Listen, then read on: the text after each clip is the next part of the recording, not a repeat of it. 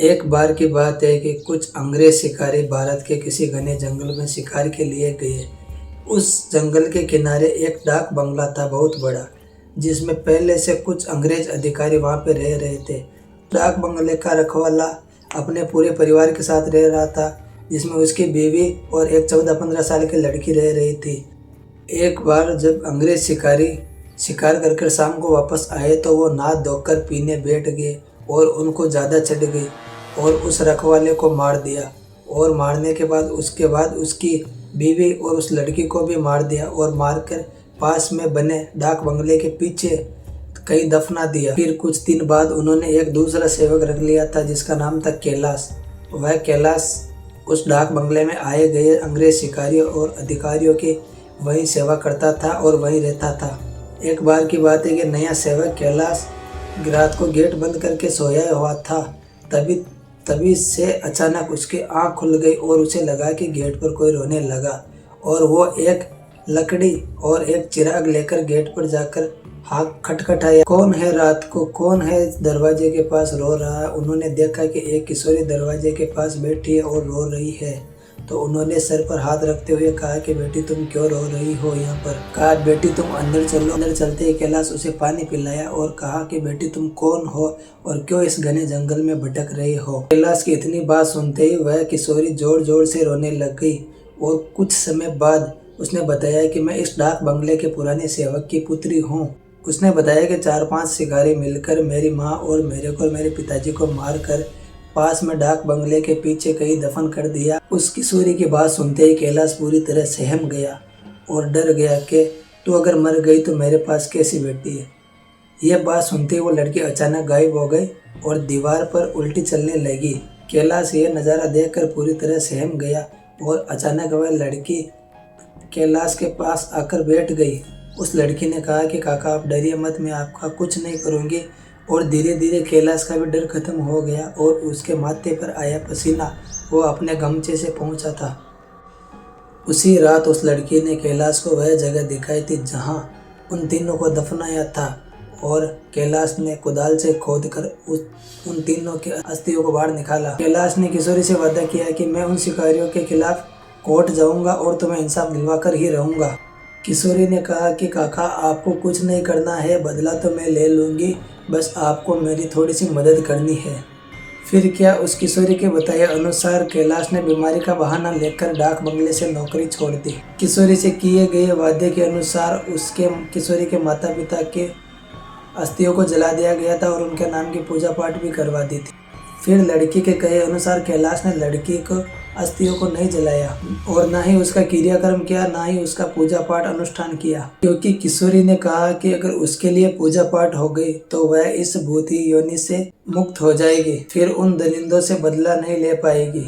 समय बीतता गया और उस बंगले में कोई नया सेवक आने को भी तैयार नहीं हुआ था। कैलाश वहीं आसपास मंडरा था और नए आने वाले सेवक को भूत ही कहानी सुनाकर भगा देता था। कभी कभी वह किशोरी भी नए सेवकों को अपने भूती कारनामों से भगा देती थी। उस डाक बंगले पर अंग्रेज शिकारियों का आना जाना कम नहीं हुआ, पर वह आते और खुद की व्यवस्था खुद करते, पर जो आता है वो वापस नहीं जाता था, क्योंकि हर उस डाक बंगले में ठहरने वाला अंग्रेज शिकारी उस लड़की का शिकार हो जाता था। कभी कभी तो ऐसा होता है कि वो लड़की किसी अंग्रेज शिकारी को अपनी खूबसूरती के जाल में फंसाकर रात को डाक बंगले में लाती और वहीं मार देती और उसका खून पी जाती। यह क्रम चलता रहा। उस डाक बंगले में मरने वाले व्यक्ति की मौत का राज किसी को भी पता नहीं चलता और लाख कोशिश करने के बाद भी अंग्रेजों को ये पता नहीं चलता कि इस मौत का रहस्य क्या है और कैसे मरा। धीरे धीरे यह खबर आसपास के क्षेत्र में फैल गई कि जो भी इस डाक बंगले में अंग्रेज अधिकारी रुकेगा उसकी रात तो होती है पर अगले दिन का सूरज नहीं होता है। 2-3 वर्ष बीते और वह डाक बंगला एक खंडर हो गया और किसी में इतनी हिम्मत नहीं थी कि वहाँ ठहरे।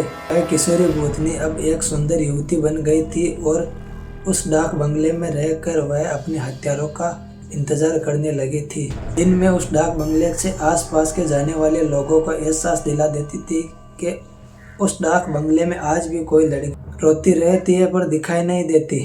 एक बार की बात है कि वह युवा भूतनी जंगल के आसपास में एक और किसी भूत और भूतनी के संपर्क में आए वे दोनों आदिवासी थे और जंगल में लकड़ी काट रहे थे और वह किसी अंग्रेज शिकारी का शिकार बन गए थे। युवा भूतनी उन दोनों को लेकर शहर की ओर निकल पड़ी थी और शहर में घूम घूम कर वह अपने हथियारों की तलाश कर रही थी। 2-3 दिन मेहनत के बाद में उसने एक अपने हथियारों को पहचान लिया। फिर एक दिन वह लड़की बहुत ही खूबसूरत लड़की बनकर वह अंग्रेज के शिकारी के घर गई और वह लटके झटके दिखाकर अपनी खूबसूरती के जाल में उस अंग्रेज को फंसा लिया। रूप लुभावन हो तो अच्छे अच्छे को फंसते हुए देर नहीं लगती। योजना के अनुसार वह लड़की अंग्रेज से दूसरे दिन मिली और उसे विश्वास में लेने के बाद कहा कि क्यों ना हम शिकार पर चले। अंग्रेज ने कहा अच्छी बात है, मेरे कुछ मित्र भी शिकारी है, उन्हें भी साथ लेकर चलते हैं। तो लड़की ने कहा है कि मेरी एक सहेली है, वह भी बहुत खूबसूरत है, वो भी शिकार पर जाना पसंद करेगी, उनको भी साथ लेकर चलेंगे। फिर वह दोनों भूतनी अंग्रेजों को अपने माया जाल में फंसा चुकी थी। एक दिन सुबह सुबह वह अपने उन्हीं दोस्तों के साथ जंगल पर शिकार के लिए निकल पड़ा।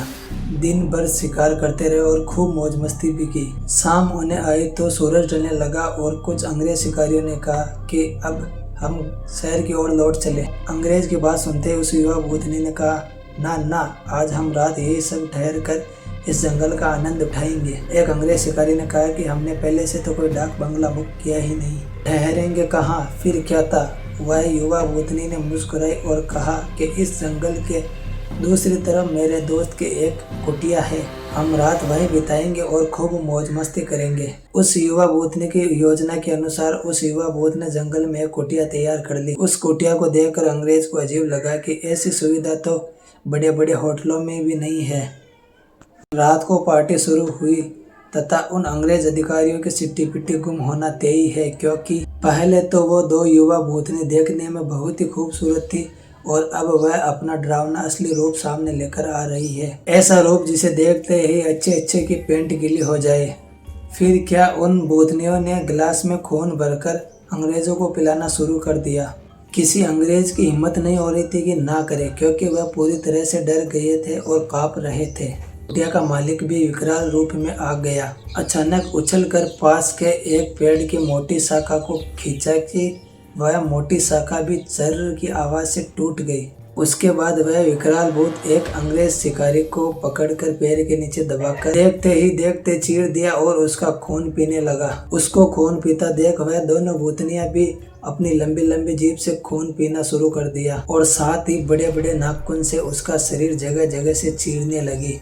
उस युवा भूतनी ने अचानक एक तेज आवाज निकालते हुए और दौड़कर एक दूसरे अंग्रेज शिकारी के पास पहुंची और उसकी आंखों में अपने बड़े बड़े नाखून डाल दिए, उसकी आंखों को निकाल कर खा गई।